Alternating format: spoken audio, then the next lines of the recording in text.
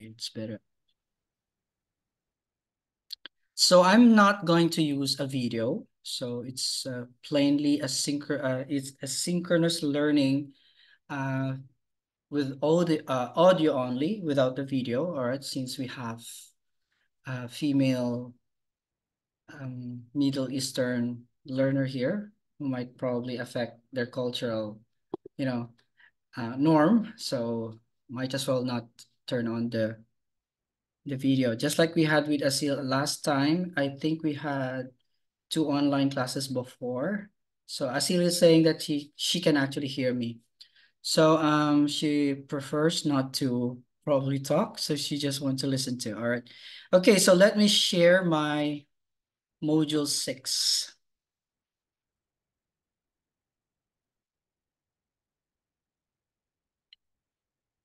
Okay, by the way, the General English Intensive Program of USDI is 6 modules, which will run actually approximately around, depending on the phasing, probably around 6 weeks to 2 months. All right. So, and then uh, it doesn't really necessarily have to start from the module 1 and then followed by the module 2. So it can be anywhere where there is needed, since we have different types of learners or different levels of learners. So it can start anywhere, okay, depending on on the need of the learner. Okay, so far I had lessons with Asil before, and I started a lesson with Omar, first lesson on pronouns. Then we'll have this one as for the time being, module 6. So just push the button, raise hand button if I ask you something, and then and want to verify if you are able to understand, or that, or anything for that matter. So as are you able to see my screen right now? Sir Justin, can you see my screen? Asil? Yes, sir. Yes, sir. You can see. All right. Okay. All right, so this is module 6 of the General English Intensive from USDI. So module 6 is about basic words. So you're going to learn basic words in English that you need to kickstart off. All right. So you have our goals, module goals for this session are identify parts of the body, identify parts and things in the house, identify places, and then greet in English. All right. So those are the 4 goals for this module. All right, for goal A, which is to identify parts of the body. So basically, I just need you to do a little bit of uh cooperation by, giving or giving a little bit of effort in memorizing some things. Or for example, in this part, you need to memorize the parts of the body. All right. So there are only actually 10 here that you need to memorize. Okay. I'm sure Sir Justin, Sir Raf is already familiar with these parts of the body, of course. So you have the eye, sorry. Okay, you have the eye.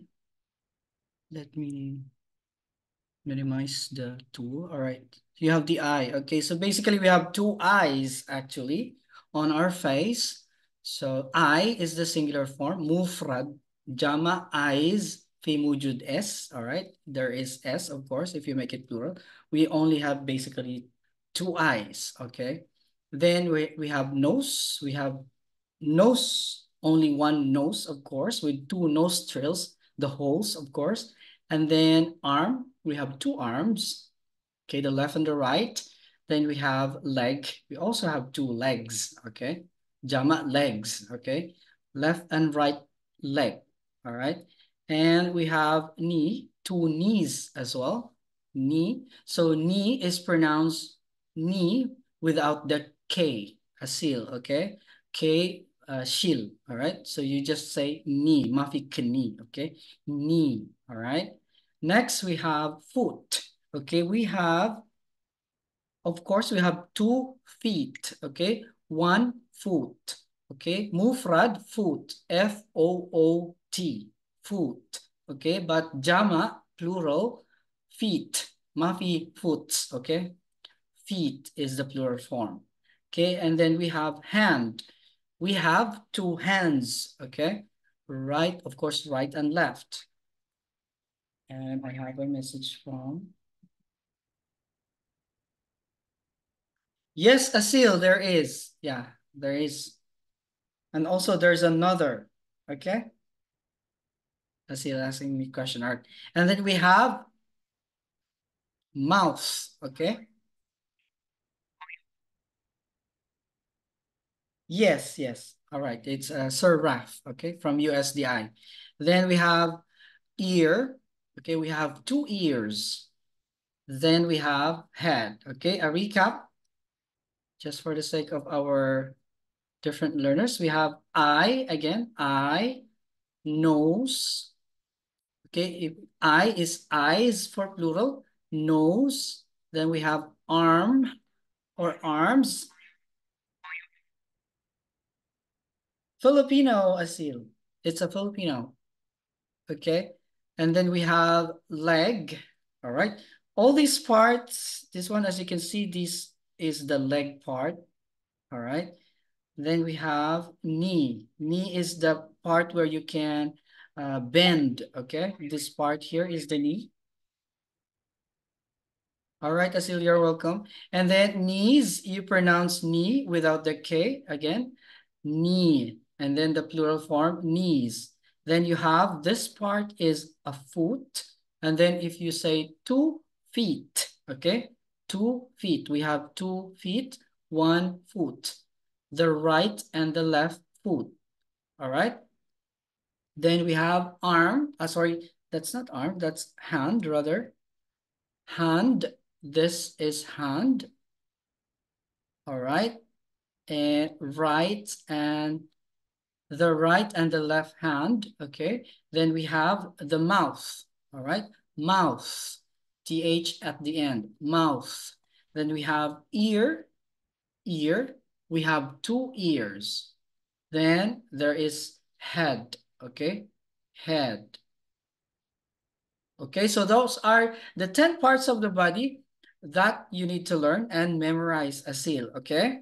So at the end of our lesson, you try to memorize it, at your own facing, and then by Saturday, Sabt, I will ask you to name the parts of the body, okay? Then if you can add another parts of the body, that's better. But if you can memorize this 10 parts of the body, it's good. Okay, so this is enough to learn and remember these 10 parts of the body. Be ready to learn more parts of the body in the next semester or next program for that matter. Okay, so for this time being, you need to memorize all the parts of the body. Again, let me repeat one more round. You have eye, nose, you have arm, leg, knee without the K, all right? She'll K sound, all right? Then foot, hand, mouth, ear, head, okay? One more round. Okay, you have eye, eye, eye.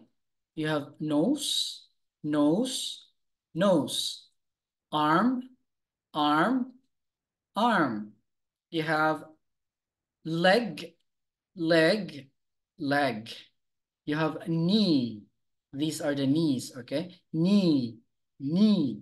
Then you have foot, foot, foot. You have hand, hand, hand.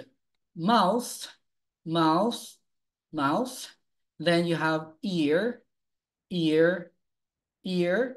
And of course you have head. We're talking of this one, huh? Head. This part where is the color is black is hair, okay? That's another set of parts, but if you can anyway, then good, all right? This is the head, okay? Your head is where your eyes are, okay? Your nose, your mouth, and your ear, okay? And there are actually more parts in that part of your body, okay? So just for now, I'm asking you to pronounce rather save or memorize the 10 parts of the body. Okay, and I will be giving a quiz regarding the parts of the body afterwards. Separately, by the way. So now you can stand in front of the mirror, okay, by yourself probably. Point each of the 10 parts of your body and name each aloud. So you have like, you have to point. So eye. So this is the way to memorize them, okay? This is the eye, this is the nose, this is the arm, this is the leg, knee, foot, hand, mouth, ear, and head. Okay? Asil, are you okay? Sir Justine? Yeah, okay, okay. Alright. Very much. All right. Yes, sir. I'm listening, sir. Sir, Actually, how sir, should malaking how should help I to sa address you, akin by the way? Raf, sa Justine? pronoun. Yes, sir. Is it okay to call you Raf, Sir Raf? Yes, sir. Okay. Any Yeah. any as you like. Okay. All right. Asil, here's Sir Raf, by the way, of USDI. Okay. Hi, Asil. Good evening. Hi, Array. My classmate. Yes. All right. You are classmates. All right. So I want you to memorize the 10 parts of the body. And then if you have more of that, better. Asil. Okay. So Okay, you do it in front of the mirror to practice no, yourself. All right. okay. All right. So you have, let's go to the next one. Next slide is about, it's not moving. Wait a minute on my part. Okay. This is sufa. This time we're going to learn about sufa, adjectives in English. Okay. So usually the set of adjectives that you're going to learn for now are opposite acts. Okay. So for example, this one, big, is in your language, Asil, it's kabir. Okay. Big. So this is a big ball. Okay. And then there is the small. Okay. Axe, small, sagir. Okay. Big, small. Then you have short, if you're talking of tawil. Okay. The height. Short, and then this little boy here is short, and then this guy is tall. Okay, so maybe they're half difference. I don't know about how many feet difference. I cannot assess, but they are short. This guy is short. This boy rather is short, and this other boy with a blue necktie is tall. Okay. Then you have fast. Okay, this is a rabbit. Of course, the rabbit runs fast. And then, of course, the turtle runs slow. Okay, slow, fast, slow. Again, big, small, short, tall, fast, slow. Okay, you understand, Asil? Yeah, okay. All right, very good. Now let's have the next set of adjectives or sifa in your language, Asil. Light, heavy, okay? Light, heavy. So maybe this one is only 1 gram, but this one is 1 kilo. Okay, so this is heavy, light, axe, light. This is not light lamba, okay? Not, okay, light is the axe of heavy, all right? Kabir, kilo, okay? Heavy. Then you have good, all right? If you usually do the thumbs up for good and thumbs down for bad. Okay, Mafi quiz. Good, bad. Then you have fat. This guy is fat and the other guy, oh, that's the opposite rather. So fat, this is fat and this is thin. What happened to this? This is the opposite. Let me change.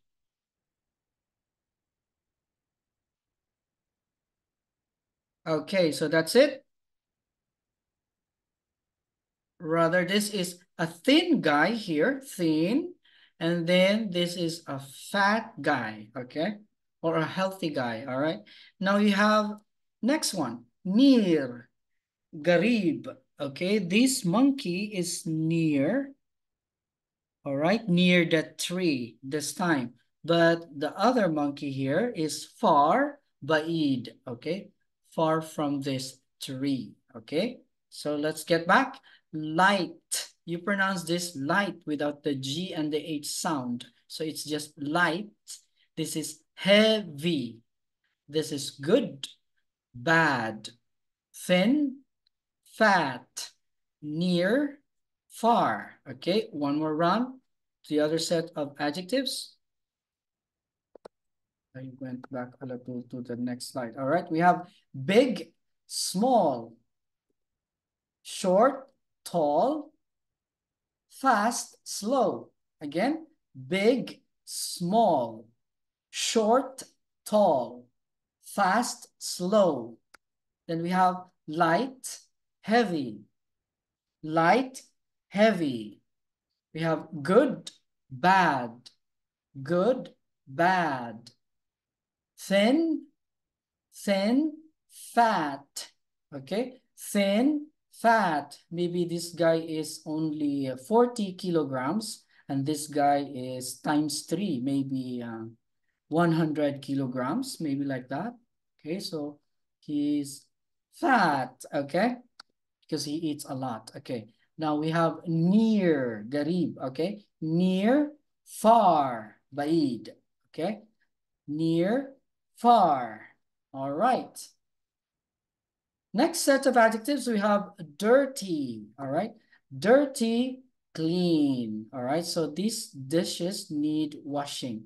They are dirty, okay? So after eating, that's the dishes, all right? So dirty or dirty, okay? Clean. You can say dirty or dirty, okay? Or this the opposite is clean.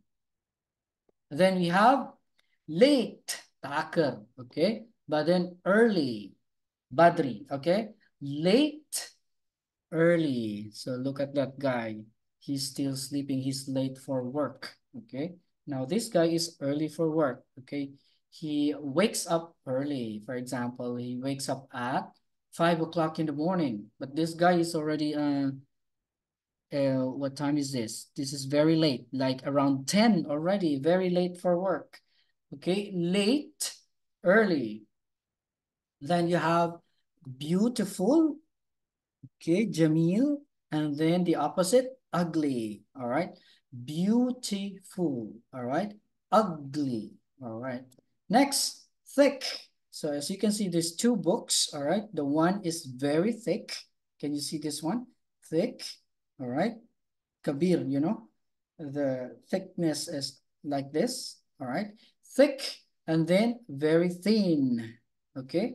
Thin, this is another meaning of thin here, all right? The opposite of thin is thick and the opposite of thin here is fat, okay? Thin, fat. All right, so I guess those are the adjectives that you need to be familiar with. You have to memorize them, huh? Okay, so we have, again, one more time, big, small, short, tall, fast, slow. Then you have light, heavy, good, bad. Then we have thin, fat, near, far. Then you have dirty, clean. The dishes need washing, okay? If it's dirty, then after washing with moya, with water, it becomes clean, okay? They become clean. Now we have late, ta'akar, early, all right? Badri, all right? Next, beautiful, jamil. Ugly is the opposite.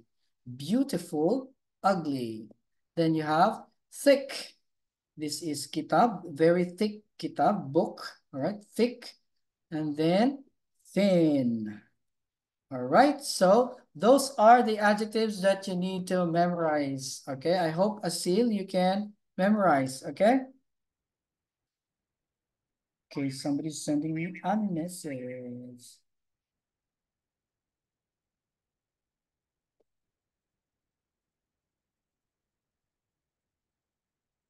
Okay, Asil, no problem. This is recorded, by the way.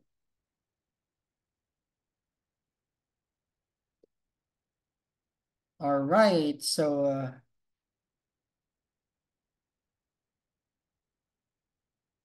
oh, okay, okay, okay. No problem, Asil. I'll see you then, all right?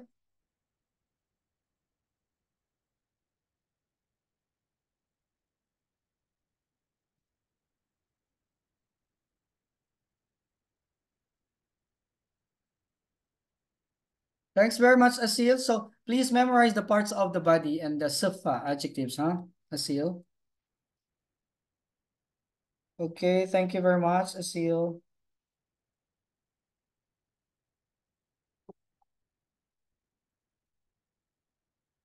Sir, Sir, nag-out na, nag-leave na siya sa Zoom. ha? Nag-leave na siya sa Zoom. Oo, nag-ano siya, nag-ask siya ng permission, sir, kasi maaga daw yung work niya. May sinasabi siyang maaga daw siyang gagawin. Ay may work siya ng ngayon, gabi? Wala siyang work, sir. Ano ba itong sinasabi niya? I don't want to continue now. He's got a problem. I want in the morning. Hindi niya gusto yung time yata, sir. Bakit Gusto daw? niya ng mas early. Hmm. Gusto niya ng mas early. Alright. Siguro i-adjust ko siya, sir. Kasi may vacant naman ako sa school eh. So pwede ko siyang Mm. i-adjust. Oo. Ay, nag-on ka ng camera, Mm. sir. Nag-on din ako. Wala. Ay, sorry. Oo nga. Okay lang, wait lang. Sige lang, wait.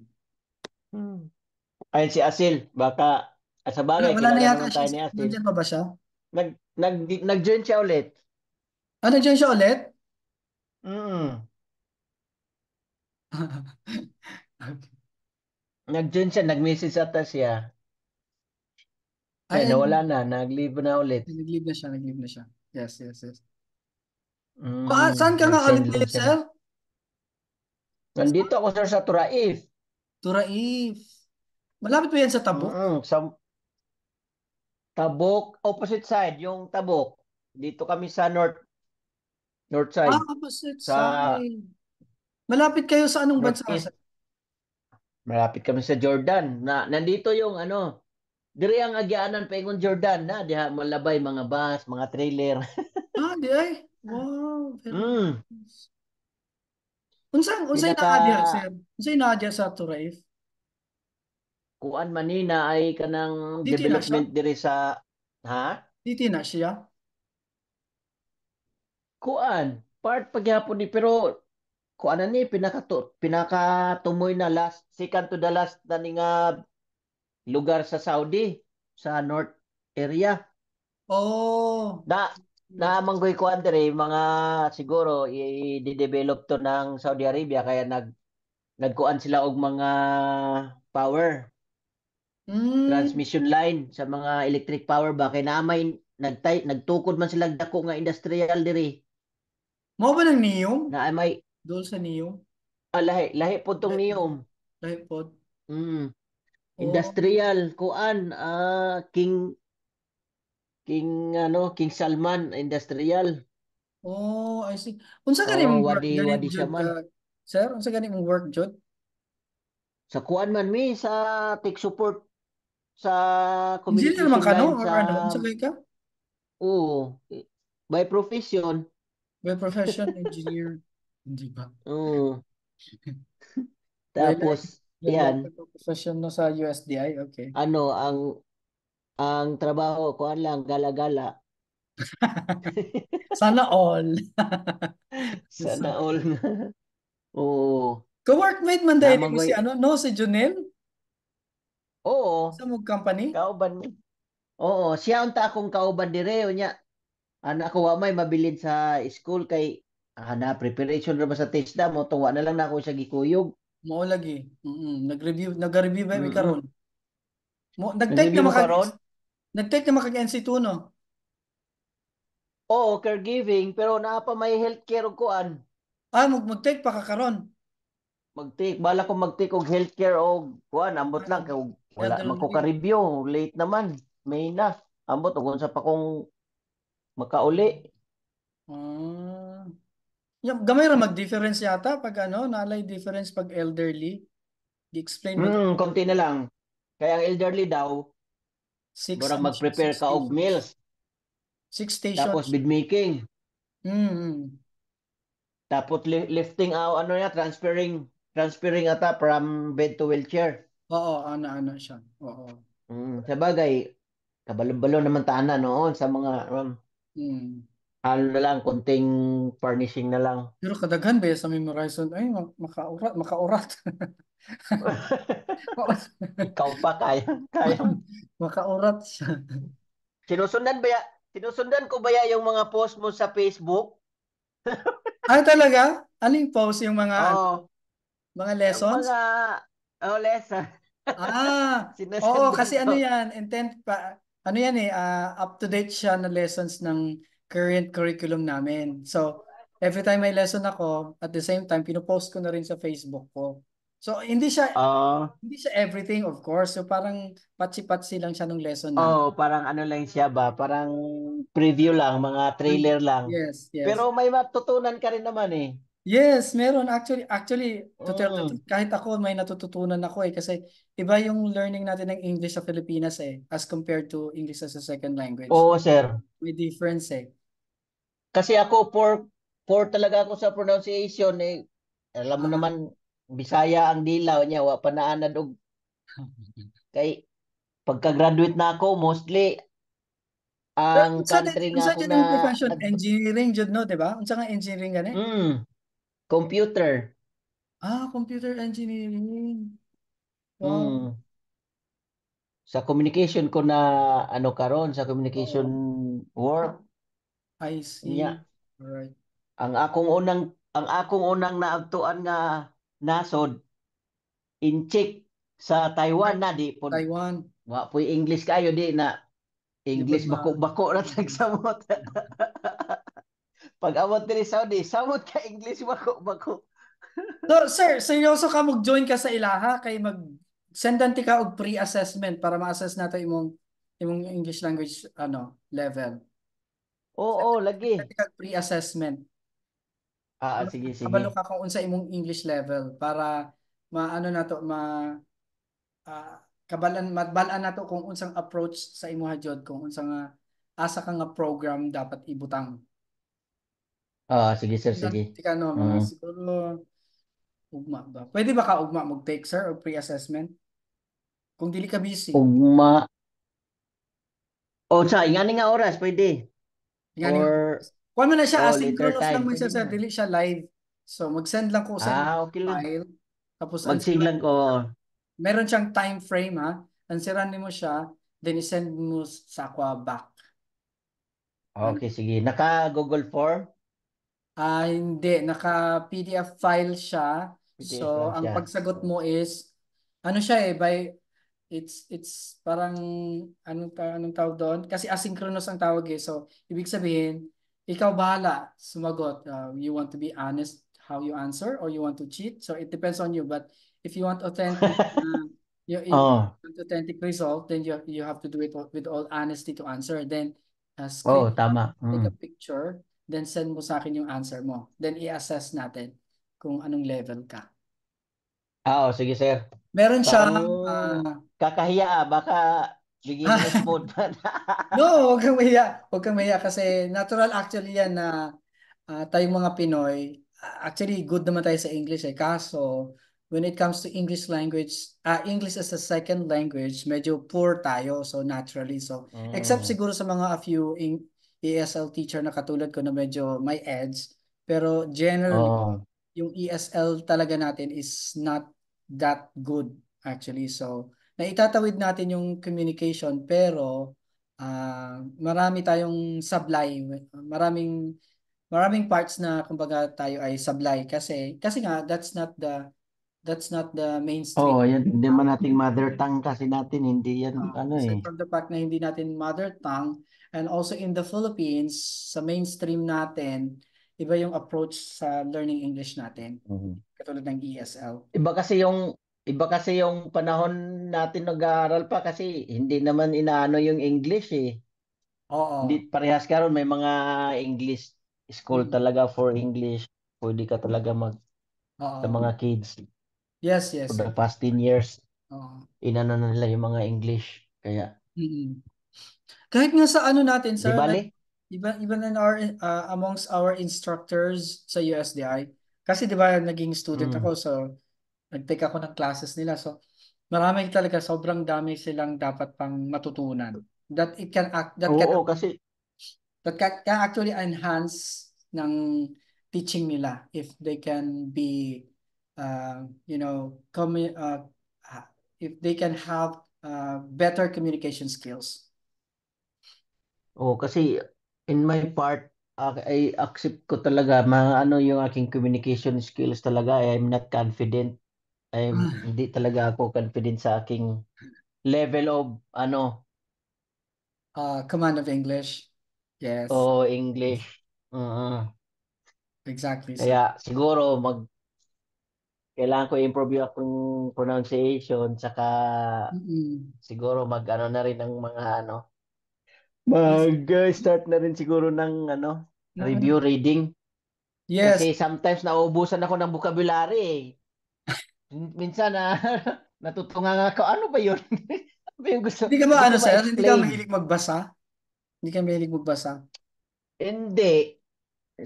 Dati, meron akong dinadala-dalang yung tawag nito, novel. Yung marami mang libro sa school. Kaso Oo. ito, na-hook na sa Facebook. Parang tinatamad na ako magbasa. Scroll-scroll na lang. Parang hindi na ata maganda yung Oh. habit ko na ganun.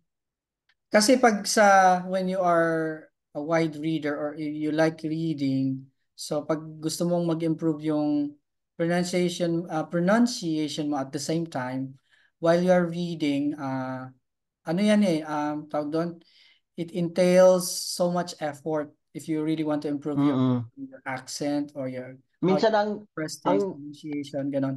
ang ginabuhat na ako, sir, audiobook, yung mga, Yes, minsan good yun. Good yung nagle-lesson ako audiobook. ng yung Oo. mga English, British na sa Netflix Oo. for ano lang ba, yung Yung pakikinggan mo yung binabasa sabihin, mo. oo. Mm. May ganun naman eh.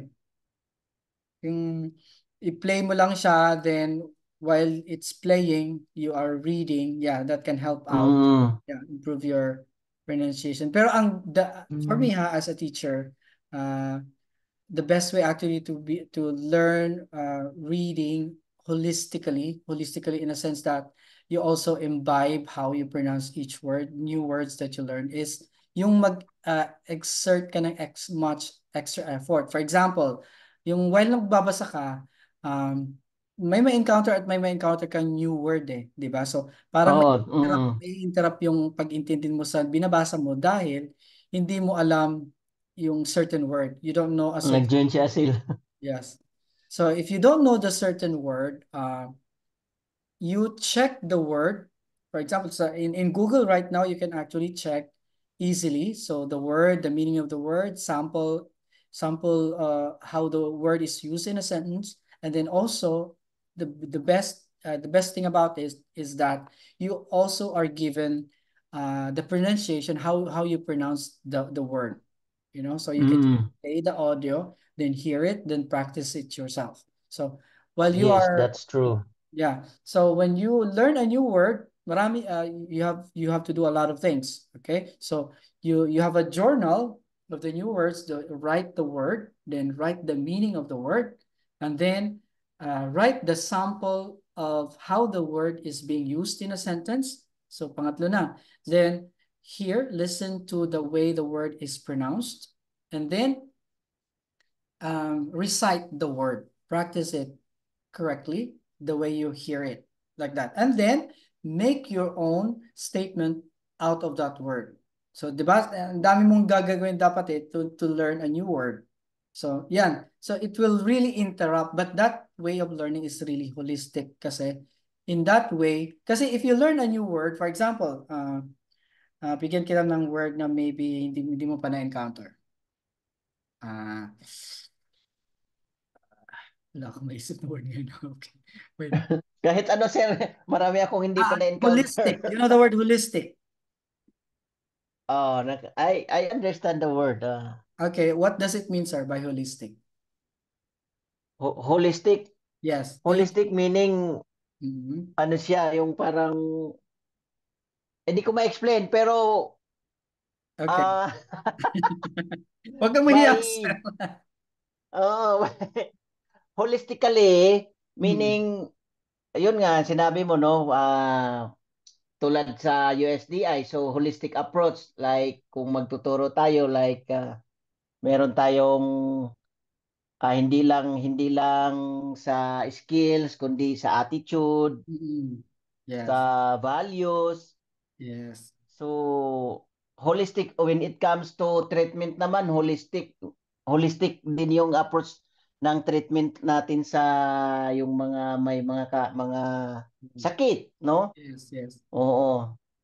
Okay. So I think basically you know what it means, but pero hindi mo ma-explain, ano? mm-mm, So pag sinabi mo kasing holistic meaning, uh, for example, if it's a holistic approach, meaning it has many parts that makes it as a whole. So that if one part is missing, hindi na yun holistic, kulang na siya. So yun yung ibig sabihin ng okay. holistic. So holistic Mm. means So nandun lahat ng parts na kailangan para, for example, if it's a holistic approach in teaching, um, if one is missing there, it's not holistic approach of teaching. Kasi may isang missing na part eh. So dapat when you say holistic, mm, lahat ng parts na kailangan sa pagtuturo, for example, if it's a holistic approach of teaching, nandun para maintindihan ng learner a certain aspect of the lesson. So yun yung ibig sabihin ng holistic. So from the word itself na whole, parang buo. So pag may buo. kulang na part, hindi siya holistic. So ganun yung ibig sabihin ng the word na holistic. So ganun ba, sir? Okay. There's a word, like me, I would admit na even if I've been teaching for 24 years now, English actually, plainly English all the time, I still encounter new words when I read, and it actually interrupts my comprehension.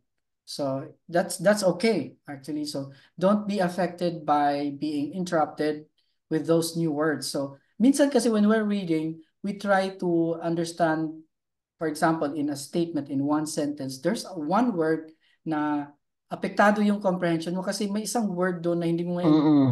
Pero Hindi ko pinipilit mo siyang maintindihan. intindihin. Minsan, ganito yung attitude natin okay, naintindihan ko na itong buong sentence na to. Pero may word doon na hindi mo naintindihan actually, pero naintindihan mo yung buong sentence. So, Mm.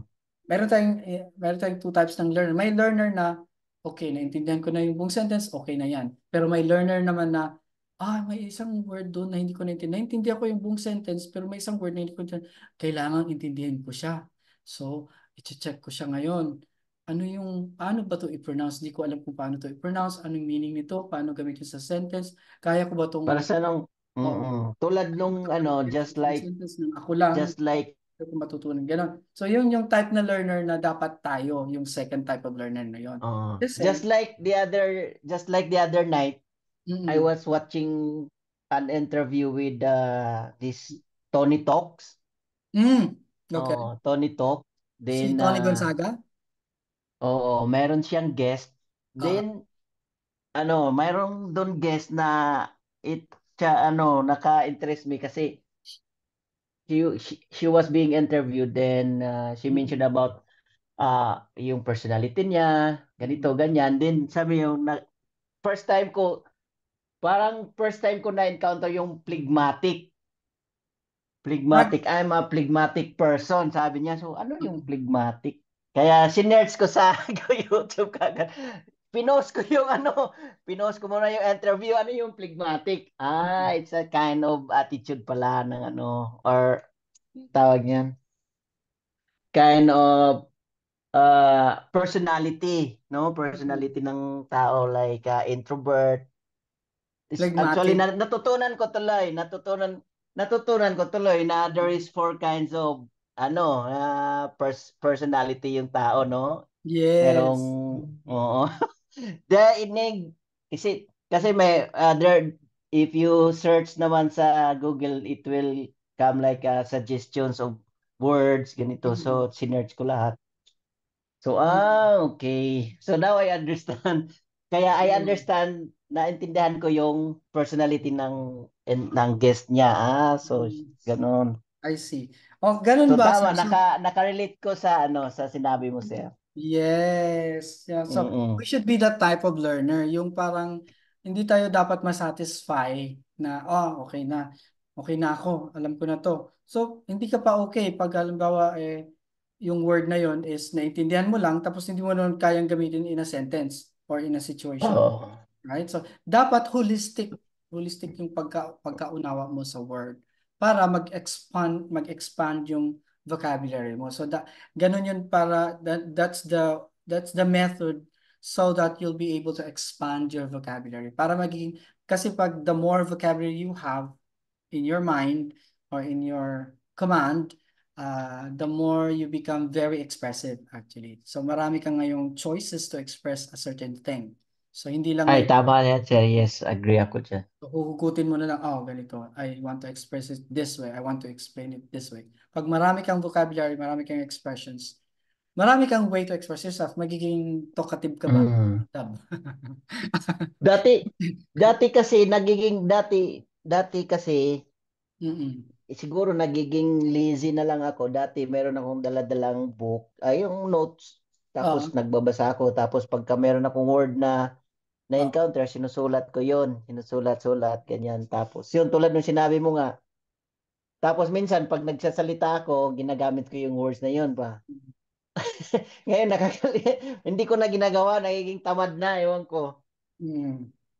Tapos, at madalas na ano sa atin, sir, madalas na problema is that as a learner of English, yung there are a lot of words na mispronounced, kumbaga, and we are Yes, mispronounce. Yun ang akin, sir. yes, we are actually Yun talaga unaware. yung aking weakness. So we're actually unaware. So the way for you to become aware of those mispronunciation is every time you encounter and you're doubtful about the pronunciation, so i-check mo sa sarili mo, tama ba talaga yung pag-pronounce ng word?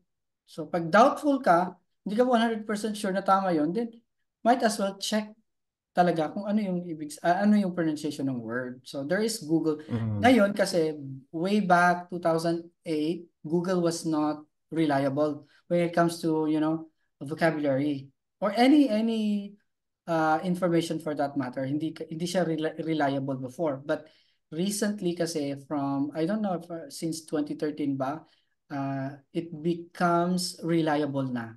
So yung Google, you can really rely on Google kung ano yung ibig sabihin ng word, ano yung pronunciation ng word. In fact, sa Google, marami kang ang variation ng pronunciation ng word eh. So at least Mm-mm. meron kang American at saka British na ibibigay ng Google. Dati yung inano ko, Wikipedia.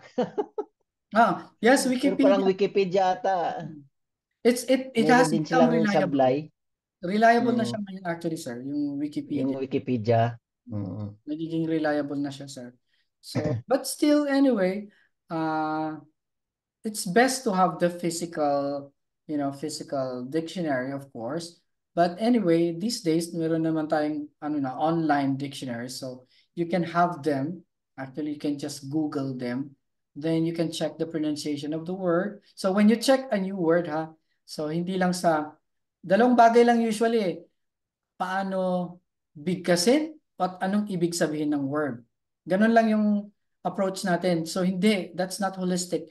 The holistic is first you check the word, what is the meaning of the word, write it down, then check the pronunciation of the word, then know the example given there, how the word is used in a sentence. And then after that, make your own statement, make your own sentence. Then after you make your own statement, then bigkasin mo siya. Basahin mo yung sentence na ginawa mo, bigkasin mo. Tama ba yung pagkabigkas mo? Marami ka talagang gawin. Then i-record mo, then pakinggan mo ulit ang sarili mo. Then after that, actually, pag new word talaga siya, sa first time mo talaga siya mamit, may tendency pa na makalimutan mo pa yon. So, Oh, makalimutan. oo, makakalimutan mo talaga siya. So, kaya nga, ipaprocess mo talaga siya ng maraming beses, marami talaga siyang parts, so, as a holistic approach, para mag-stick talaga siya doon sa isip mo. So that every time na there's a situation that makes you recall or makes you want to use that word, magagamit mo siya agad, ma-access mo siya agad. Kasi may tendency talaga, Mm. ha? Ano ba tong word na to? Nakalimutan ko. Mahirap mo siyang mabalikan. So, pag hindi mo na siya nilista, wala na, limot mo na. Maalala mo na lang siya pag maalala mo na ulit siya. Ganun. So, kailangan, Maalala mo pag marinig mo ulit. oo, ganun, di ba? So, pag holistic yung approach mo to new words, talagang magsistick siya sa mind mo, magpupunta siya sa long-term memory mo siya. Ganon. Ganon. Ako, ganon ang ginagawa Sige, ko. So, sir. dapat hindi ka talaga lazy. Kasi if you're lazy enough, you're not gonna expand your vocabulary. Ako, meron akong journal for new words every time. Ayaw Meron mo, no? for new words, yes. Gawin ko nga yan. Yeah. Actually, very good siya, sir. Then, sa profession mo, sir, engineering. So, if you're an engineer, plus if you have good communication English or good command of English, excellent command of English, then parang, wow, very, very good personality, di ba? Oo nga. Yeah. Kasi you can, I always admire talaga na people na magaling mag-English. yes, Sa right. pronunciation, sa... Mm, Oo. Ganon. Kaya yung palagi kong pinapanood na movie, English. Oh, it can help. It can really help actually, sir. And series, even series, series Mm, can help you out. series movies. Yes. So, ang ginagawa ko naman, sir, pag watching series or watching movies, meron at merong mga new words or new expressions. Mm. Don't stop being curious. So, lista mo siya. Alamin mo kung what is that word, how it was used in that statement in the series, for example, or in the movie. Then, gamitin mo siya. Ako, pag new word, gagamitin ko agad yan. Pupunta ako sa blog ko. Tapos hanggat maaari, gagamitin ko siya talaga sa blog ko para nandun siya, magsistick siya doon. Ganon. Okay. Yes. Ganda yun. Yes. And then, maraming ways to actually make Meron din akong and expand vocabulary. last year, meron akong fina-follow si yung vlogger, si attorney yung babae, yung sa Filipino, sir? Pilipina, si Yeah. Mm. yan, nakalimutan ko kasi hindi ko na ano siya. Yung babae na attorney, yung 'di ba nung kalakasan ng eleksyon na ano ni nagpo-post siya palagi ng mga vocabulary sa ano niya sa Feel kaya familiar. yun sinusundan ko din. Sikat siya, sir? Sikat na attorney? Sikat niya. Sino kaya Si siya? hanapin ko nga. Sige, sige. Attorney siya babae. Mm, mm, okay. Actually, bala ko sa channel Mm. ko kasi ngayon, hirap ako doon sa editing na part Video editing. So, naghahanap ako ng magandang, actually, I'm using KineMaster or KineMaster, they will say, uh, ng premium. Actually, may premium ako before, tapos outdated na siya ulit. So, I need to renew. So, nag-stop ako ngayon ng uploading ng videos. Matrabaho kasi siya. So, ang ginagawa ko, parang holistic approach din, no? Laging holistic approach. Ang ginagawa ko, hindi lang sa nag-upload ko for the sake of uploading. Actually, yung mga ina-upload ko, ginagamit ko din siya sa school. Ginagamit ko. Oo. So, para hindi masayang yung time ko. So, if ever, hindi naman siya mag-generate ng maraming views, at least nagamit ko siya sa real setting. Sa purpose mo. Yes, sa school. So, ayoko Si ano kasi pala, Angeles yung apelyido nun eh. ano apelido niya? Angeles. Angeles. Kaninong siya? Kaninong lawyer? Hindi ka Wala, familiar. independent lawyer. Private Independent lawyer. lawyer lang siya. Okay. Pero nagba-vlog siya, nag-ano. Marami siyang siya, sikat siya. Marami siyang Mm, subscribers. Sa YouTube Sumikat ba yun to? siya eh. Sa YouTube? Ang pinapalo ko sa kanya, Facebook. Pero Facebook meron siyang mga page. account sa ano. Talaga. I see. Angeles, ha? Hmm. Hanapin ko nga. Angeles ba yun? Tama. Hmm. Sige, Sir Ralph, tawag doon? Mag-send ako sa iyo ng pre-assessment ha para alam natin para kabaluta kung sa imong level. Para alam Sige na, sir, oo. para ano Parang lang. Actually, sinuggest ko to parang kay Sir bigla akong Jun. bigla akong Sa nahiya lahat, ah. sa lahat ng staff ng especially teachers sa USDA to undergo pre-assessment para alam nila yung English level nila ba at para matulungan sila actually willing akong magturo sa kanila if they need, sabi ko. Oo, actually sir, nabanggit yan ni Sir June Sir, sa amin last year pa. Kaso due to his busy lagi siya, marami siyang inasikaso, nawala na rin. Hinihintay ko kaya yon kailan kaya mag-umpisa yung yung sabi ito nga enhancement, English enhancement nga. oo, Sabi ko, sige sir. Sabi ko, inihintay ko hanggang nag-graduate ka. Akala ko nga, di ka na magpapakita sa school. Sabi ko, nasaan na kayo si sir? Sabi na busy nga lang daw. Eh, ba't nawala? sobrang na busy ako as in. Tinapos ko lang Mm-mm. talaga yung doctoral ko. Tapos ngayon naman magdo-doctoral ulit ako. Pero anyway, kahit ano lang naman to, yung hindi masyado ako busy. So, kaya ko actually. So, nag-ano nga ako nag-volunteer ako sa Sir Junes. Willing ako mag-ano Sir June. Okay, assess natin sila, ganyan. Kaya nga niya ako Mm-mm. Open ako diyan sir kasi for improvement naman yan sa correct. ating ano. And I want also to Mm-mm. share, I want to share, I want to help. Personality Yes. day tayo, haharap tayo ng mga estudyante, ng mga may mga May, di natin maiwasan, may mga estudyante tayo na magaling mag-English, tapos tayo pala, hindi tayo. yes, meron tayong mga students actually Oo. mas Actually, mas magaling sila mag-English oh, kaysa sa atin, mag-pronounce. Eh, yes. syempre. Ano tayo Kaya, universal tayo so dapat di ba? kahit madagdagan mo lang ng 10 to 15% yung English ko, Exactly, sir. Tama. Right. oo, okay na yun. Ako talaga gusto ko mag-share I-enhance na lang. din. Talaga gusto ko mag-share. Kaya yun, sinuggest ko yun kay. Actually, isa yan sa rason kung bakit pina-enroll ako ni Sir June kasi parang i-assess ko din daw yung mga teachers, hindi lang Mga estudyante. undergo the caregiving course, kumbaga, assess. Mm.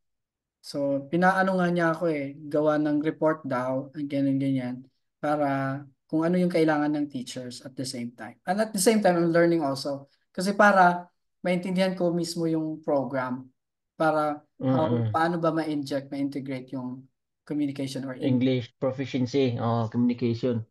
Exactly.